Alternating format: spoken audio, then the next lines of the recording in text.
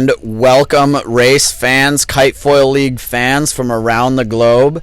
We are here in Long Beach for the start of event number 2, the SeaBreeze Invitational in Long Beach, California. We are just south of San Francisco here on the start line as we come at you live with race number 1. And kiters are just lining up. We've got about 25 kiters in the fleet here today as they get off the start line, and it looks super tight there.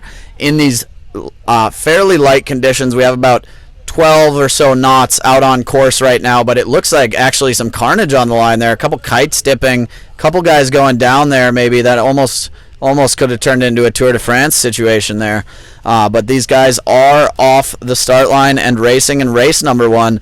Day 1 of the SeaBreeze Invitational. So, leading out right now, it looks to be, I believe, Evan Heffernan on that blue kite, cruising upwind, probably winning the start, arguably, there.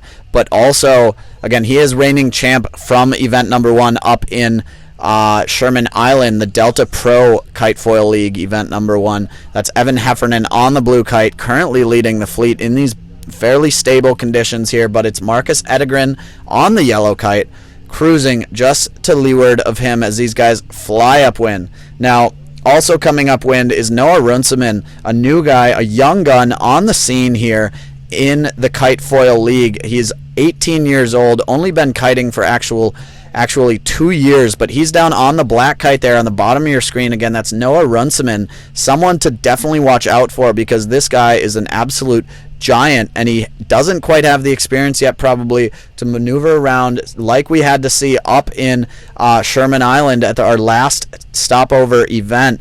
But as you can see, tacks and crosses the fleet there, so he's proving that he does have some pretty solid boat speed, and that's what we could see rule the day here down in Long Beach. These conditions are notorious to just be a steady sea breeze.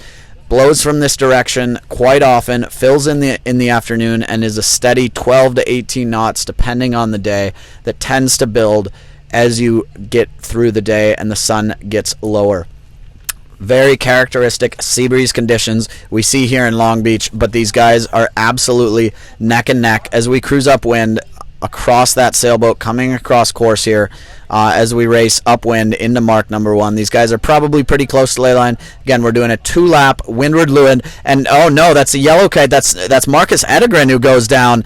Always pushing for it, always trying to get that lead, but looks like he's pushing a bit too hard there, and might have taken a spill in some weed or kelp out on course as he loses from potentially what could have been first place all the way back into what looks to be about 4th or 5th place now, back now behind Will Sear in that gray and green kite. Again, Ryan Satterberg on the blue, Noah Runciman in the black kite as we work towards the left-hand side of our screen here, ducking this other sailboat. Again, these guys barely feel the turbulence coming off sails. They don't really feel cover coming off sailboats like that, but they do feel prop wash out of the wakes. So luckily that was just a sailboat, no prop wash. But as we come down onto the water for this first rounding here, and we've already got some issues. It's Will Sear rounding first. Noah Runciman on the black seems to have just missed the mark, but it's Evan Heffernan around in second, Marcus Edegren, and that's again Noah Runciman looks like he didn't quite round the mark there. He struggled a bit, so he's trying to get back going. That definitely is going to put him in a tight spot. It looks like he shaved that ley line well too close there. He was the guy leading out onto starboard, so that's a big mistake from him, proving that he doesn't necessarily have quite the experience yet maybe to hang with some of these guys, and that's Cody Stansky going around in what I believe was about 5th, 6th place around that top mark.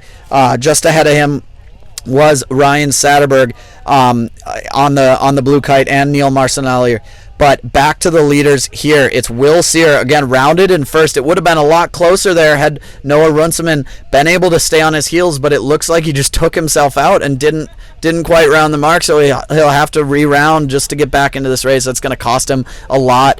But it's Marcus Edegren in second, cruising downwind. You can see we're just south of Los Angeles here, down in Southern California at Long Beach. Again, this will be the venue for the 2028 Olympic and Paralympic Games. So these guys are absolutely loving getting to train here and getting to know these waters this far out from a potential games like that, because I have no doubt that we'll definitely see some of these guys still competing for medals in the 2028 Olympic Games here in Long Beach soon to come. But as we're racing downwind here on this first downwind of this 2-lap race course, it's Will Sear in the lead, coming into those orange mark gate as Will Sear looks to be taking course left-hand gate, turning right around it, but it looks as though Marcus Edegren in these top two, they're just extending here, pulling away, pushing each other. Marcus Edegren gaining on Will Sear, and Will Sear powering through, though,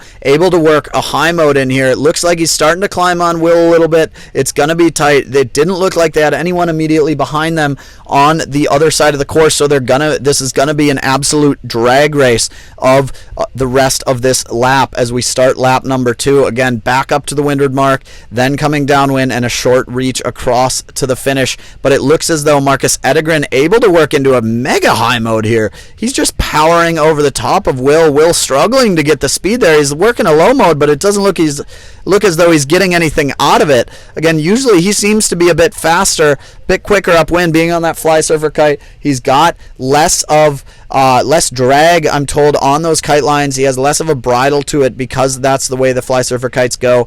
But these guys both on matching 15-meter kites. They're absolutely cruising upwind, but it's and Marcus Edegren goes down on a wave or something. He has an issue. That's the second time. I wonder if he's having issues with his foil, and that opens up the opportunity. That was definitely a tight, but I'd say a legal cross there. It looks like from Will Sear getting across. Beautiful play by him, just waiting for the mistake from Marcus Edegren, and Marcus Edegren gets stuck on a patch of weeds there or something as he went down. But able to open up the door. He definitely would have been able to herd out towards and even over that ley line, pinning Will Sear. But now it's Will Sear with the cross, crossing over port starboard to Marcus Edegren as we come upwind. Again, it's Will Sear flying on port, and now he's leading towards any potential right-hand shift out here. If it goes, he's looking pretty good here, assuming they're not over ley line or anything like that. Even if he's over ley line, he's definitely looking good, and probably extending his lead here as we come upwind. He's probably about mid-course, side to side now, and again, but don't forget Marcus Edegren powering up, and he was able to work that high mode, so we'll see how it compares now. It'll be an interesting perspective to see whether or not that high mode was probably affected by his speed when he was battling it out with someone versus now he's kind of on his own. It's always interesting to look at your race speed versus your best speed. Your race speed being just the best speed you can fathom in a course situation, looking at shifts, looking at boats around you, playing to your advantages, high modes, low modes, versus your best speed just being your absolute maximum speed, usually on a downwind or something like that.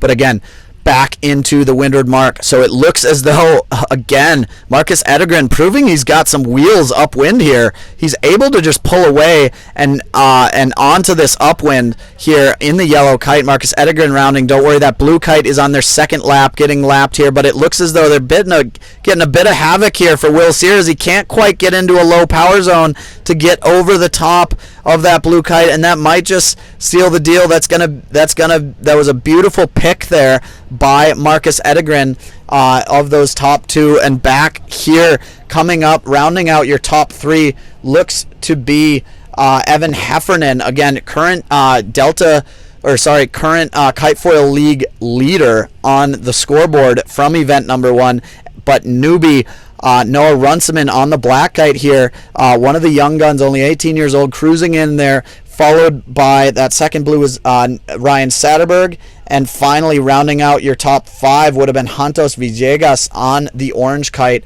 Hantos coming all the way up from Mexico, I guess a bit less of a drive than the event we had him at, the Delta Pro up in San Francisco, but he's pretty much a local to California now. He's always up here training, though he represents and sails for Mexico. So he's absolutely becoming a powerhouse in the game now and training with some of these top guys in the league and in the world. So as we come onto this downwind, again, back to the leader, here we can see Marcus Edegren cruising downwind looking like he's just powering away with this race here, and we might see some races like this here in Long Beach. There's not as many shifts as we saw up at the Delta Pro at Sherman Island. In Long Beach here, we tend to see, can he make it through this jibe? Yeah, beautiful jibe right into the power zone, coming out. Excellent turn there, excellent boat handling by Marcus Edegren, showing the others that he's the boss in this race number 1. He's going to be tough to beat here, and that's the rumor coming in to this event, that Marcus Edegren has been an absolute powerhouse when it comes to boat speed, and we'll see if he's able to repeat this in future races and potentially take a knock off Evan Heffernan's playbook from winning the Delta Pro Kitefoil League event number 1 on the circuit. So again, Marcus Edegren cruising downwind here. It looks as though he's probably on ley line. He didn't really have to get into a jibing duel or anything with Will Sear hot on his heels, but so long as he can cruise across this reek, he's touching up and down. He had a couple crashes earlier, but it looks as though he's stable coming into this finish, and it's Marcus Edegren taking the win for race number 1, event number 2, the SeaBreeze Invitational here in Long Beach, California. Race number 1 winner, again, Marcus Edegren on that yellow kite, proving that he can wear the yellow with that kite. And coming in second place is Will Sear.